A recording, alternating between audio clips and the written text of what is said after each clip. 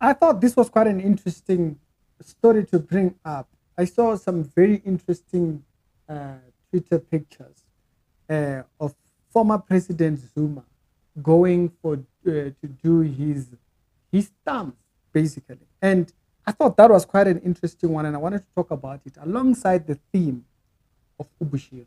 You guys will remember that when Bushiri left the country, he said South Africa, blah blah blah, South Africa, blah blah blah, right? Said South Africa was just too much, very unlawful, blah blah. He continued on. We don't have to stretch every single point he was making. But I saw these pictures on Twitter, and the pictures basically had the president, the former president Jacob Zuma, who's been going for his trial and everything, going through for thumbs. And so they were taking his thumbs, which is what they do. They take your thumbs when you go in for maybe to stay in jail or something. I saw these pictures on Advocate's Twitter page. And so actually I think I found it. I was not seeing it earlier on. And so this is the post right here. You can see um, very interesting pictures. So here they are. They're instructing him on putting his hands so that they can put handcuffs on him. And there he is when they're taking his thumbs. So they're taking his thumbs there, as you can see on the other screen. Now, why do I say this? Contradicts Bushiri's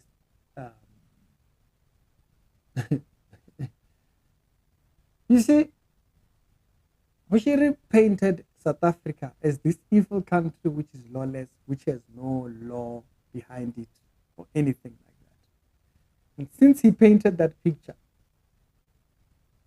there is foreigners now that think of South Africa within that line of thinking. First, I showed this when his lawyers kept jumping around. When a certain decision would be made that was contrary to them, they say no, they agree with it. And I asked the question, why were you then fighting it if you agree with it? Then there was the whole thing of Aaron Musweli, right? Which is the head of Home Affairs, where you get your documentation and the whole nine quarters.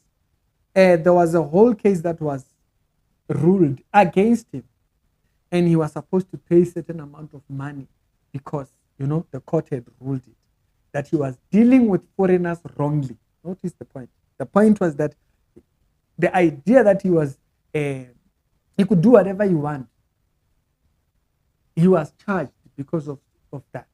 Okay? Now we have this picture here.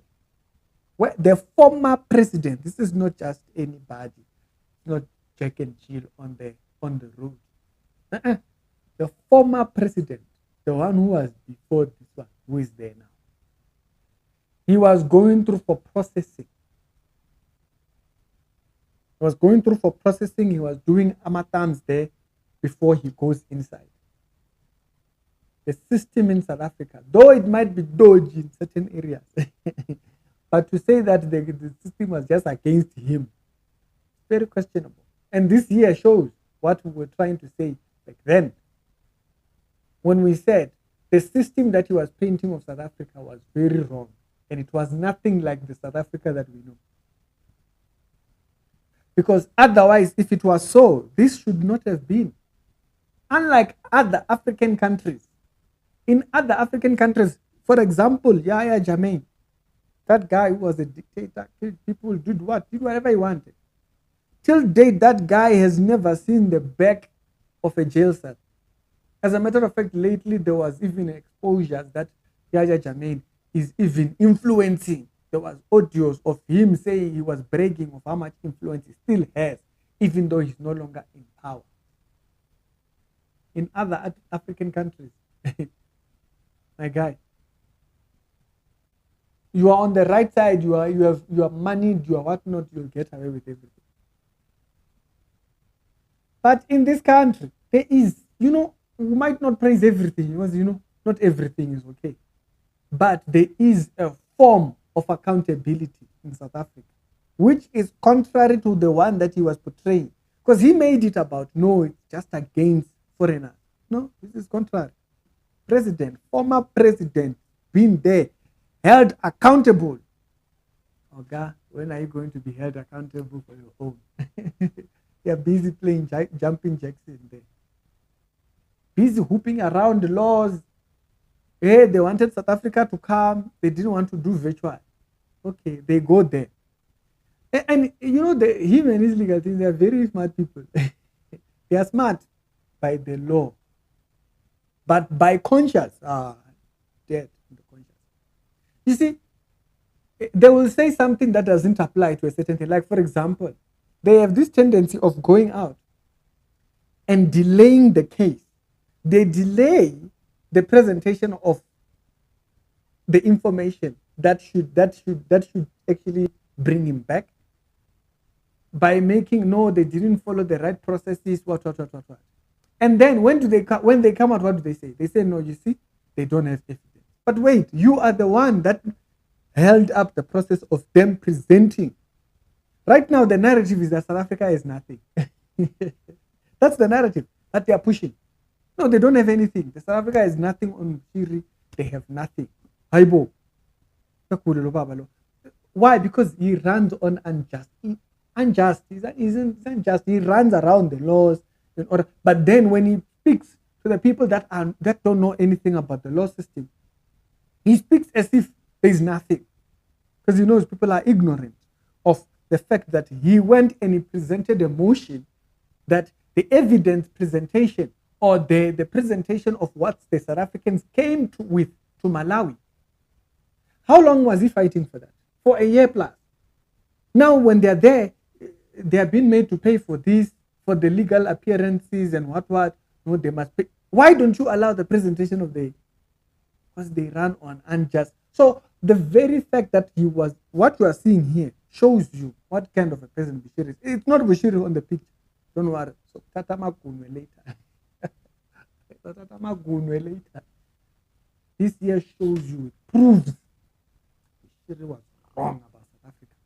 What kind of a prophet? He's wrong. He was wrong on South Africa. He completely missed it. He doesn't even see it. He doesn't get it. How do you know? When you see the fact that we have the former president there busy following process, get his fingers taken. But these are not the police officers. These are correctional services people. So these two cases, the case of the former president, Jacob Zuma, and the case of Aaron Mutsaleti against the issue of immigrant treatment. Those two, they show that what you are saying is a lie. These two cases, they show. This picture alone, it's not him that's there, but this picture shows you that what we are saying is a lie. It's not there. Your spiritual daddy, what your spiritual daddy was saying to you, he's not there. The spiritual daddy is looking for people. There he is, there checking the ink that is on his thumbs after they just finished processing him and everything. This picture is a thorn on the flesh of Bushiri because it shows a contrary narrative to the one that he was pushing. I thought to bring this up when I saw that advocate had posted this picture on Facebook. I'm not talking the political. I have no business with that. I'm talking about that point that Bushiri was pressing. Spirituality show. Other episodes down today will be done in the pre-comments. So check them out. There will be other episodes. So check around. Ricky, I'll see you right after this.